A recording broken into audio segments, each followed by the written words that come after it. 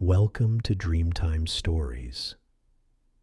Tonight we journey to a small bookshop nestled on a quiet street where Christmas lights twinkle in windows and the promise of a peaceful evening awaits. Find yourself comfortable now. Let your body sink into your bed, releasing any tension from the day. Take a slow breath in and let it go. Another deep breath and release. Perfect. Our story begins on a December evening when dusk settles early and street lamps glow golden against the gathering darkness. You've been walking through town, watching shop windows transform with festive displays, breathing in the crisp winter air that carries hints of pine and wood smoke. Your footsteps have brought you to a narrow lane you don't remember noticing before.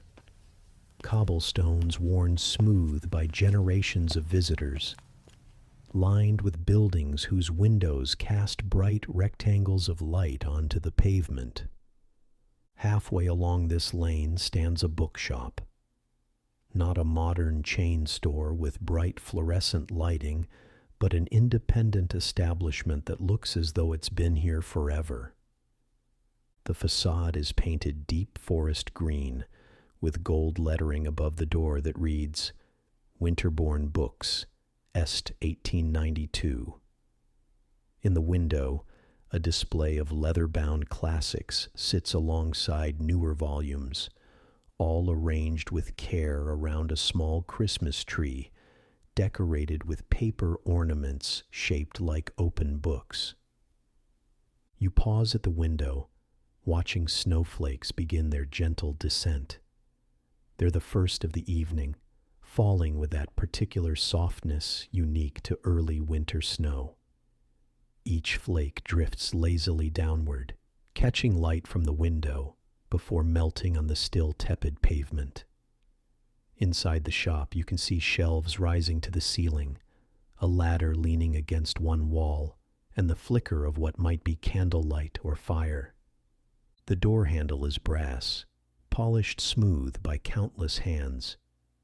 As you turn it, a small bell chimes above your head, not jarring or shrill, but a soft, clear note that seems to announce your arrival to the books themselves rather than any person. You step inside and close the door gently behind you, immediately enveloped in comfort. The shop's interior unfolds like a secret kept from the hurried world outside. Bookshelves line every wall, constructed from dark wood that gleams with the patina of age. They're not uniform or modern, but clearly handmade decades ago. Each shelf slightly different in height and depth, accommodating volumes of all sizes. Some shelves hold neat rows of matching spines, whilst others display a more organic arrangement, with books stacked horizontally, tucked into corners, creating the impression of abundance and discovery. The space isn't large, just one main room with what looks like a smaller alcove at the back, but it feels infinite in the way only a good bookshop can. The ceiling is lower than modern shops prefer, with exposed wooden beams from which hang 3 brass lamps, their light soft and steady. Between the beams, you notice remnants of old paint, maybe once a deep blue, now faded to a color that reminds you of twilight. To your right, a stone fireplace dominates one wall. A fire burns there, not roaring but steady, with logs arranged so they'll burn for hours.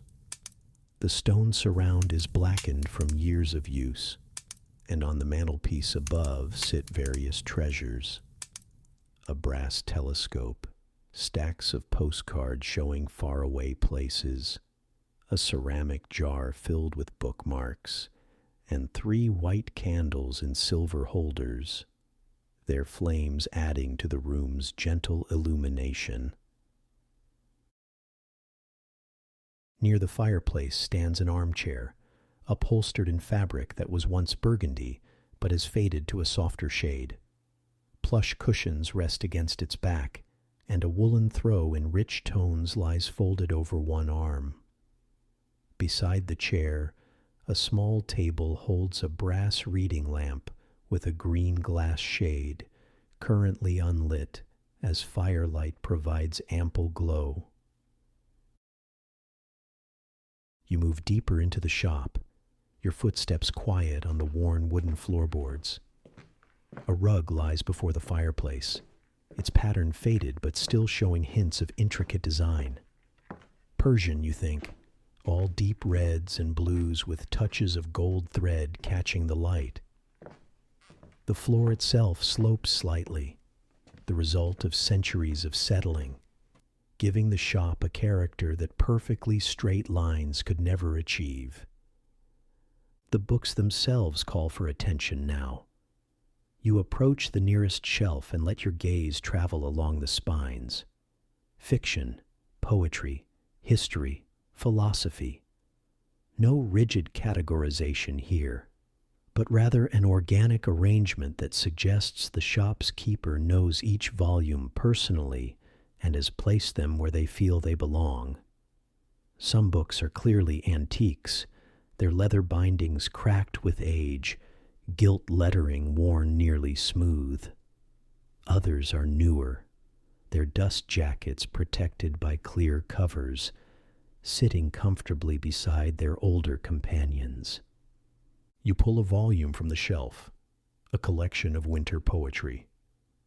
The cover is cloth-bound in deep blue, with silver lettering embossed on the spine. Opening it carefully, you find thick cream pages, the text set in an elegant typeface that's easy on the eyes. The paper has that particular scent of old books, vanilla and lignin, with hints of the many places the book has been, the hands that have held it, the rooms where it's been read. The poems inside speak of frost on windows, of evergreen forests standing silent under snow, of hearth fires and homecomings. You read a few lines, letting the words wash over you without demanding full attention or comprehension. Poetry works this way sometimes. Not every word needs understanding for the rhythm and imagery to have their effect. The verses speak of winter as both challenge and comfort, of darkness that makes light more precious, of cold that makes heat more appreciated. Replacing the poetry carefully, you continue browsing.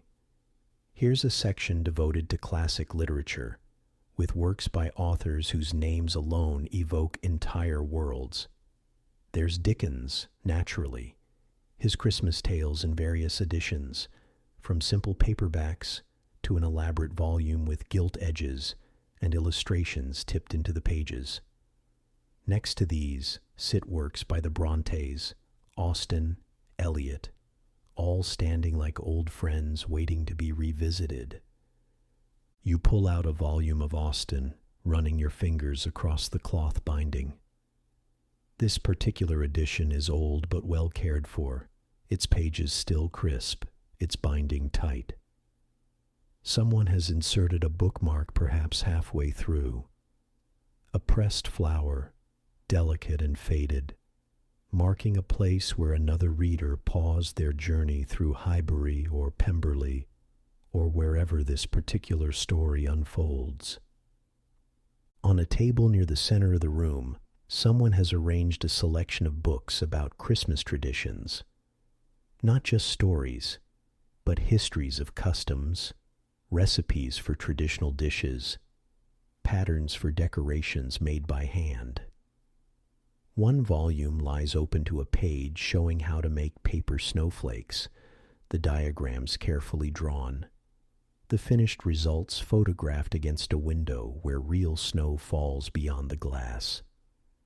Beside these sits a book about Victorian Christmases, full of sepia photographs showing decorated trees, families gathered around tables, children in their best clothes, clutching new toys. The images capture something both foreign and familiar, clothing and settings different from our own time, but the expressions of joy, of togetherness, of celebration transcending the decades that separate then from now. Another book explores Christmas traditions from around the world, its pages filled with color photographs, Norwegian paper hearts woven together, Mexican piñatas shaped like stars, Japanese Christmas cakes covered in white frosting and strawberries, Australian beach celebrations under summer sun. Each tradition unique, yet all serving the same purpose, bringing people together, marking the darkest part of the year with light and hope and community. The alcove at the back of the shop reveals itself as you explore further. It's partly hidden behind a shelf that juts out at an angle, creating a sense of discovery when you round the corner and find this smaller space. Here, the ceiling is even lower, the beams more exposed, and everything feels more intimate still. A window looks out onto what must be a small courtyard, though in the darkness you can only see your own reflection and the snow falling beyond the glass. This alcove holds the shop's older, rarer volumes. They're kept on shelves behind glass doors, protection from dust and careless handling. You can see medieval manuscripts, early printed books, illuminated pages showing monks' careful work from centuries past.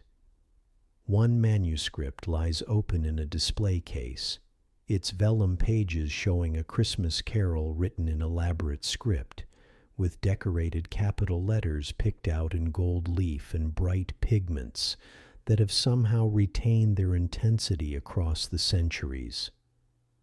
These aren't for casual browsing, but for reverent appreciation, and you're content simply to admire them through the glass, imagining the hands that created them, the eyes that first read those pages, the voices that might have sung that carol in some cold stone chapel hundreds of years ago.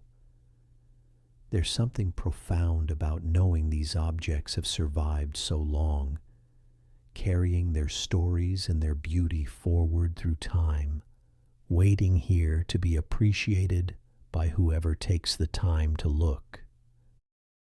Returning to the main room, you notice details you missed initially. A cat sleeps on a cushion near the fire, a tabby with gray and cream stripes, curled into a perfect circle, paws tucked beneath chin. The cushion the cat occupies is velvet, slightly worn but clearly cherished. The cat doesn't stir at your presence, so deep in sleep that only the gentle rise and fall of its breathing confirms it's alive and not some particularly realistic decoration. On another table, someone has set out a teapot and cups, proper china, not modern mugs, with a pattern of holly and berries circling each piece. Steam rises from the teapot's spout, suggesting tea was made recently and is still hot. Beside this sits a plate of shortbread, the biscuits dusted with sugar that catches the firelight. There's no note, no instruction, but the arrangement clearly suggests these are for visitors to help themselves. You pour tea into one of the cups, the liquid amber and fragrant with bergamot, Earl Grey, or a similar blend. The heat of the cup in your hands feels immediately comforting. You take a biscuit, finding it perfectly buttery, crumbling slightly as you bite into it. The sugar adding just enough sweetness without being cloying. Cup in hand, you gravitate towards the armchair by the fire. Setting your tea on the small table beside it, you lower yourself into the chair's embrace. The cushions yield perfectly, supporting without being too soft. The seat has been shaped by years of readers settling into it, finding their comfortable position, spending hours lost in stories whilst the world outside continued on its way. You pull the woolen throw across your lap, its weight immediately soothing. The fabric speaks of natural wool, perhaps hand-woven on some loom in a cottage workshop, dyed with traditional methods that create rich, subtle variations in color. The texture is substantial, but not scratchy, cozy, but not stifling, exactly what's needed on a winter evening when the temperature outside drops towards freezing, but inside remains perfectly temperate. From this position, you can see most of the shop whilst feeling entirely cocooned and protected. The fire continues its patient work, flames dancing in shades of orange and gold. Occasionally a log shifts, sending up a small shower of sparks that quickly fade, each tiny light a brief moment of brightness before returning to darkness. The coals beneath the logs glow with intense heat, orange fading to red, fading to gray, as each piece of wood completes its transformation from solid matter to light and ash. Beyond the windows, snow falls more steadily now, accumulating on the cobblestones outside, muffling any sounds from the wider world. The street lamp nearest the shop casts its glow on the falling flakes, creating a cone of light where each snowflake becomes visible in its descent. Thousands of tiny dancers performing their journey to earth. Already the street is transforming, gray stone disappearing beneath white, edges softening, the harsh geometry of human construction yielding to nature's gentle curves. You notice a bookshelf within arm's reach of your chair, positioned perfectly for a reader who wants to browse without leaving their seat. The volumes here seem chosen specifically for winter reading. Ghost stories by M.R. James and others. Mysteries set in country houses where guests are snowed in together. Novels about travelers finding unexpected companionship when weather forces them to shelter in inns or cottages or lighthouses far from anywhere.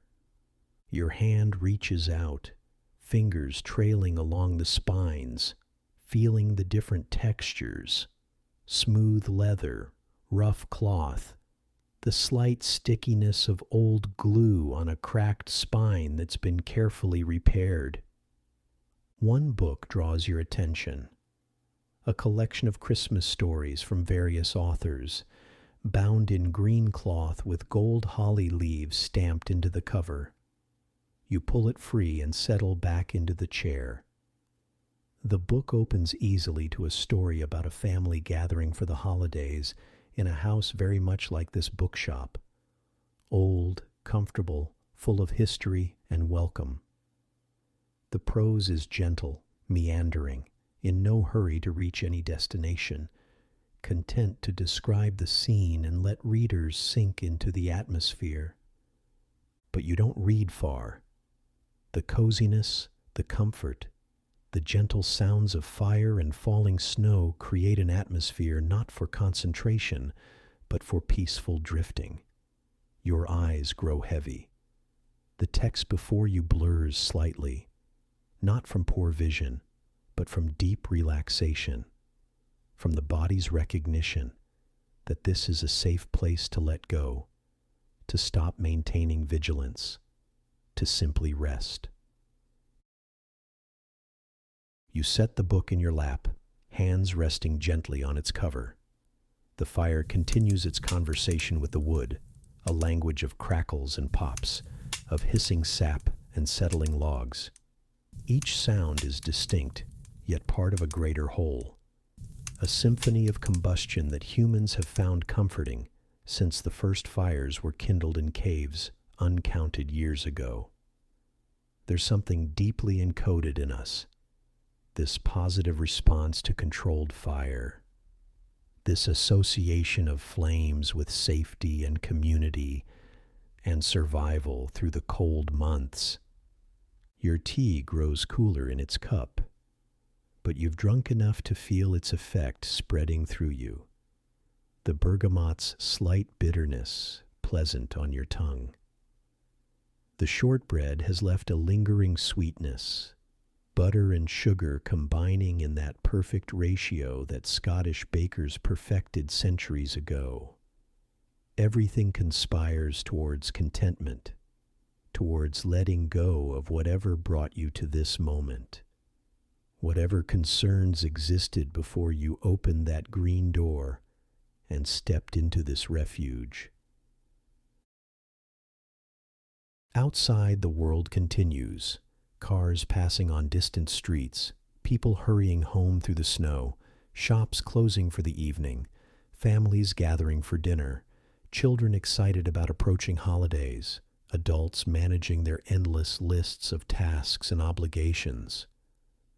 But here, in this bookshop, time moves differently. Minutes might be passing, or hours, it doesn't matter. There's nowhere you need to be, nothing demanding your attention, no clock to watch, no schedule to keep. This evening belongs entirely to rest and stillness. You become aware of scents layered throughout the space, wood smoke dominant, but beneath it the vanilla linen perfume of old books, the faint mustiness of wool and fabric that's been part of this place for decades, a hint of lemon furniture polish on the wooden shelves, the bergamot from your tea, butter from the shortbread, candle wax from the mantelpiece, and underneath everything, a scent that's simply the smell of this particular building, this combination of materials and age and purpose that creates something unique and irreplaceable. The brass lamps overhead sway almost imperceptibly, their chains creaking so softly you can barely hear it. Their glow steady but not harsh, creating pools of illumination whilst leaving the shop's corners in gentle shadow. These shadows aren't threatening but rather add to the sense of enclosure, of being wrapped safely away from anything that might disturb your peace. In the darkened corners, books wait patiently, their spines just visible, ready whenever someone needs them but content for now in their rest. Your breathing has slowed to match the room's rhythm. Each inhalation brings in the comforting sense of this space. Each exhalation releases more of whatever tension you brought with you from the world outside. Your shoulders drop further with each breath, jaw unclenches, hands unclench on the book's cover. The armchair supports you perfectly, the soft cushions cradling your head at just the right angle, the throw's weight grounding you, reminding you of your body's boundaries, whilst also making them feel less important, less insistent. Through half-closed eyes, you watch snowflakes continue their descent past the window. Each one unique, they say, though you can't distinguish individual crystal structures from here. But you can see the collective effect, the street outside transforming, white gradually covering gray, softening edges, creating a blanket that muffles sound and changes the quality of light. By morning, assuming the snow continues, the world will look entirely different, but that's hours away. Another story for another time. The bookshop seems to breathe around you. Not literally, but there's a sense of the building settling into evening, of wood and stone and paper all finding their rest, content with another day of serving their purpose. Books wait patiently on their shelves, holding their stories close, ready whenever someone needs them, but requiring nothing in this moment. The shop asks nothing of you except that you accept its hospitality, its shelter, its offer of respite from whatever drives you, whatever worries you, whatever keeps you from rest. You notice Christmas cards tucked between books on various shelves, clearly sent to the shop's owner over the years, each one chosen for its artistic merit or humor or simple beauty, now displayed amongst the volumes like bookmarks in a giant book that is the shop itself. One shows a robin on a snow-covered branch, its red breast bright against white and brown. Another depicts medieval carolers by torchlight, their faces lit from below, mouths open in song. A third is a simple woodcut of a candle in a window, black ink on cream paper, the flame rendered with just a few careful lines. On the mantelpiece, the brass telescope points towards the window, though what stars it might see through the falling snow is uncertain.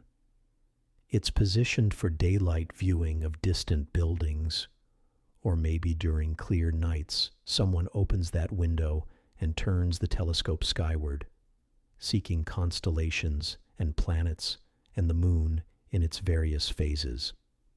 Or maybe it's simply decorative, a reminder of exploration and discovery, themes appropriate for any bookshop where each volume offers a journey to somewhere new. The candles have burned lower now, their flames smaller but no less steady. Wax has dripped down their sides in frozen rivers, evidence of many hours of burning over many evenings. Someone trims these wicks, replaces these candles when they burn too low, tends this fire, sweeps this floor, arranges these books, cares for this space with clear dedication and love. The bookshop is more than a business. It's a calling, a service, a gift to everyone who finds their way through that green door. Your mind drifts now, thoughts becoming less linear, more dreamlike. You might be thinking about books you've loved, stories that shaped you, characters who felt like friends during difficult times. Or perhaps you're remembering other bookshops you visited, other havens where you've felt this same sense of haven. Or maybe you're simply aware of the enveloping atmosphere, of being exactly where you need to be, of having found a perfect refuge on this winter evening when the world outside grows colder and darker. But here, everything is light and peace. The cat dreams on, whiskers twitching, paws moving slightly, as if running through some feline landscape of adventure. The fire burns steady, never demanding attention, just providing its constant gift of heat and light. Snow falls beyond the windows, each flake adding to the growing accumulation. Nature working patiently to transform the landscape one crystal at a time. And you, in your cushioned chair with the woolen throw across your lap, drift deeper into tranquility. Your book rests forgotten now, its stories safe within its pages, waiting for another time when you have energy for reading. Tonight is not for stories others have written, but for the story you're living in this moment, a tale of rest, of refuge, of permission to simply be without doing, without striving, without needing to accomplish anything except the profound and simple act of allowing yourself to rest. Time has become irrelevant. The clock on the wall, you notice it now, an old pendulum clock with Roman numerals on its face, might show any hour. Its tick is so gentle you've only just become aware of it, a soft, regular sound that marks seconds without insisting on their importance. Each swing of the pendulum, each tick of the mechanism, happens at its own pace, neither hurrying nor delaying, just maintaining its steady rhythm, as it has for however many years this clock has occupied this wall. The cushions seem softer still, as if the chair is adjusting to your body, learning your shape, providing exactly the support you need. The throw's texture against your hands feels familiar now, comforting, like something you've known for years rather than minutes.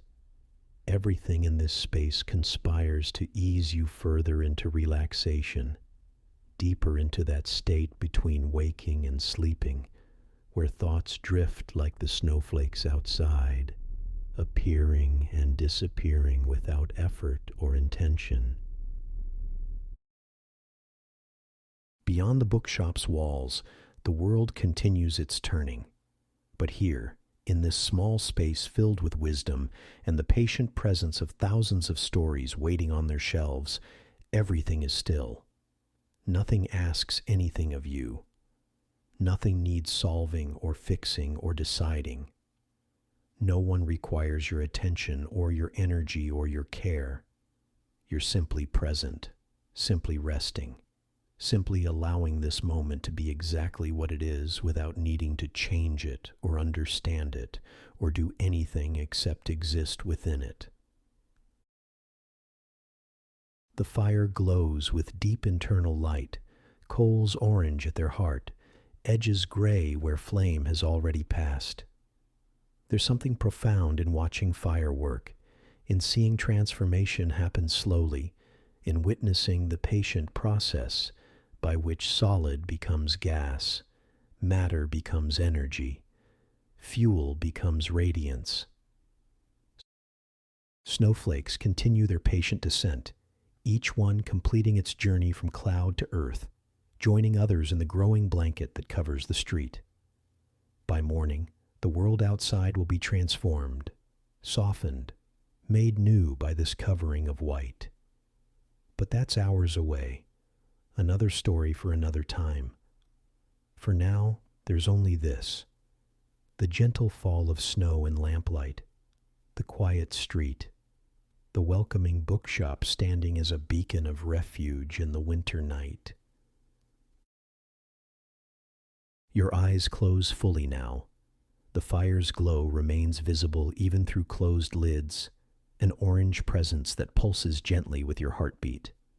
The sounds of the bookshop, fire crackling, clock ticking, building settling, cat breathing, your own slow inhalations and exhalations, become a lullaby older than memory, newer than this moment, timeless in the way that true comfort always is. Rest now. Let the bookshop hold you safely whilst you drift into dreams. Dream of stories yet to be read, of winter evenings, of places that exist outside time where tired souls find refuge and peace. Dream of soft cushions and woolen throws, of cats sleeping by fires, of snow falling gently on quiet streets, where bookshops glow with inviting light. Dream of pages turning slowly, of tea steaming in china cups, of biscuits melting on your tongue. Dream of shelves rising to ceilings, of ladders leaning against walls, of treasures waiting to be discovered. Dream of safety and belonging, of being exactly where you should be, of finding the perfect refuge on a cold December night. Dream of the bookshop that will always be here waiting whenever you need it, its fire burning, its shelves full, its armchair ready to receive you. Dream and sleep. Good night.